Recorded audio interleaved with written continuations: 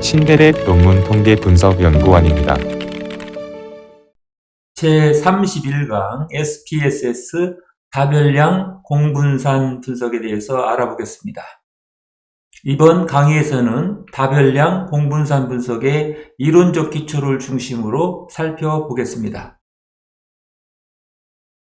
다별량 공분산 분석은요, 만코바라고도 부르고 있는데요. 이 기법은 외생 변수를 공별량으로 통제한 후 2개 이상의 종속 변수에 대한 독립 변수들의 집단 간 평균 차이를 검증하는 방법을 말합니다.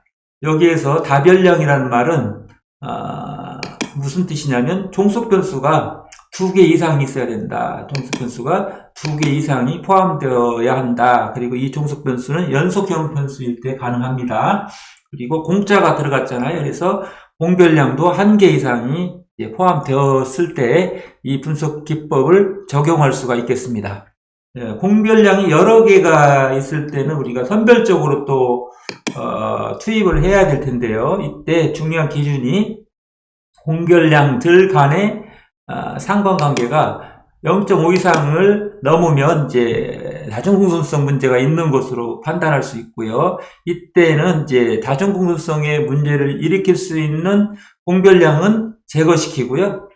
우리가 분석에서 가장 중요하다고 생각되는 공별량을 선택해서 분석하는 것이 필요하다고 하겠습니다.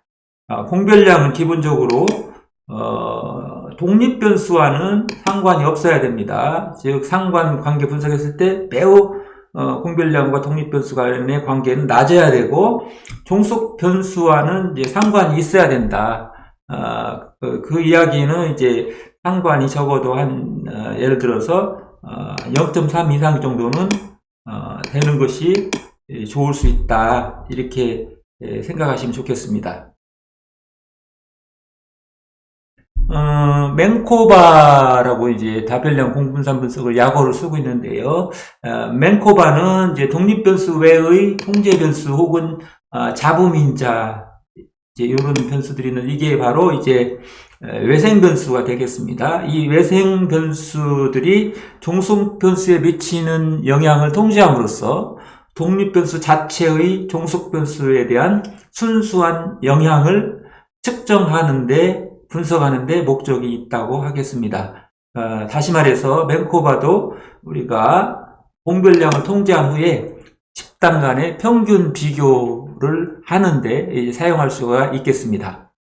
맨코바에서 독립 변수는 범주형이어야 되고요. 종속 변수는 연속형 변수여야 된다. 이런 조건이 필요하고요. 그리고 이제 일반적으로 이 공별량은 연속형 변수여야 되는데 이는 일반적으로 종속 변수에 대해서 범주형 독립 변수, 즉 집단 간의 차이를 더 잘 평가하기 위해서 존재한다고 볼 수 있습니다. 엔코바와 마찬가지로 이제 공별량은 종속 변수와 유의적인 상관관계가 있어야 된다. 이렇게 말씀을 드렸죠. 0.3 이상이면 상관계수가 유의적인 상관이 있다고 볼 수가 있겠습니다. 그리고 앞에서도 말씀드린 것처럼 투입될 공별량들 간에는 다중공존성이 없어야 된다. 그래서 0.5 이상이 있으면 안 된다. 상관계수가 공별량들 간의 상관계수를 구했을 때 0.5 이상이 있으면 안 된다는 것을 여러분들이 이해하시는 것이 필요합니다. 다별량 공분산 분석은 이제 외생 변수의 통제를 위해서 우리가 공별량을 투입하는 이러한 방법이 되겠고요. 여기에서 독립변수는 범주형 독립변수가 있어야 되고요. 1개 이상이 필요합니다.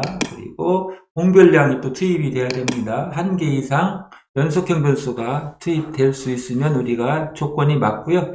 종속 변수는 반드시 2개 이상의 연속형 변수가 포함이 돼야 된다. 그래서 우리는 공별량을 통제한 후에 이 범주형 변수, 즉 집단 변수 간의 연속형 변수인 종속 변수의 평균 차이가 통계적으로 의미가 있는지 그렇지 않은지를 이제 검증하는 방법이 되겠습니다. 이 방법의 구분과 선택에 대해서 잠시 알아보겠습니다. 우리가 종속변수가 2개 이상이어야 되고요. 범주형 독립변수가 1개이면 우리는 왼쪽으로 와서 공별량이 있으면 1원 다별량 공분산 분석을 시행하면 되고요. 아니오면 우리는 이제 공별량이 없다면 이제 1원 다별량 분산 분석을 수행하면 되겠습니다. 범주형 변수가 독립변수가 2개 이상이면 우리는 이제 오른쪽으로 오고요. 공별량이 있으면 2개인 경우에는 이제 2원 다별량 공분산 분석을 수행하면 되고요. 그리고 공별량이 없으면 2원 다별량 분산 분석을 수행하시면 되겠습니다. 우리가 다별량 공분산 분석의 가정 조건은 앙코바하고 동일을 합니다. 그래서 간략히 여기에서는 살펴보도록 하겠습니다. 공별량과 종속변수 간의 선형성이 있어야 된다. 선형성이 필요하고요. 그 다음에 등분산성을 검증해야 되는데 레빈 검증을 하면 되고요. 등 공분산성 검증을 해야 되는데 필요하면 이제 박스 M 검증을 수행하시면 되겠습니다. 그리고 종속 변수들 간에는 이제 다중공통성이 없어야 되고 종속 변수들 간에 크게 상관이 있어서는 안 된다.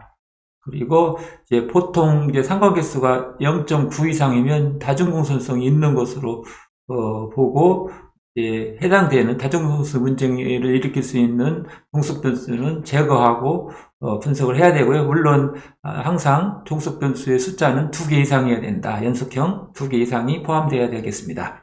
그리고 공별량 기울기 동일성 가정이 또 있고요. 이 가정을 검증하는 방법은 내가 독립변수 공별량의 상호작용항을 만들고요.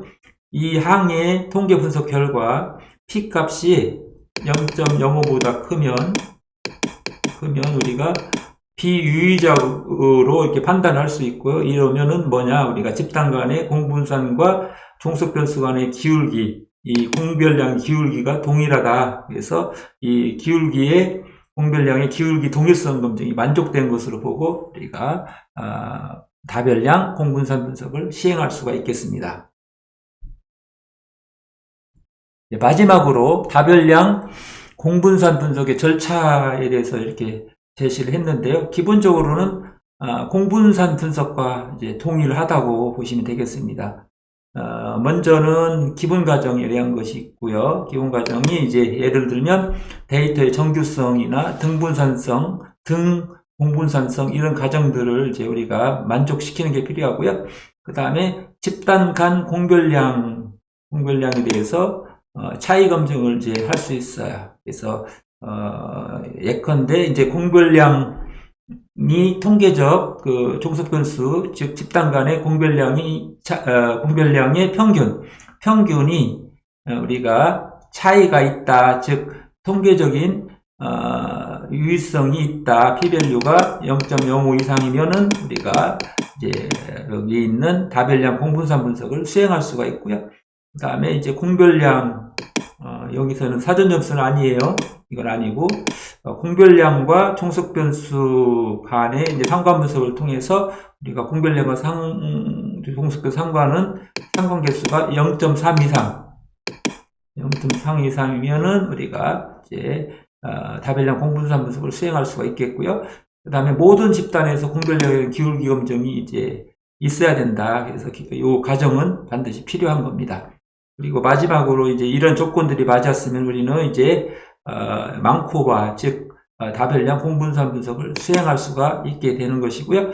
그리고 필요에 따라서 우리가 이제 모형에서 수정된 모형이라는 부분이 있는데 그 전반적인 평균 차이가 있다고 나오면은 우리는 이제 필요에 따라서 사후 검증도 이제 수행할 수가 있게 됩니다.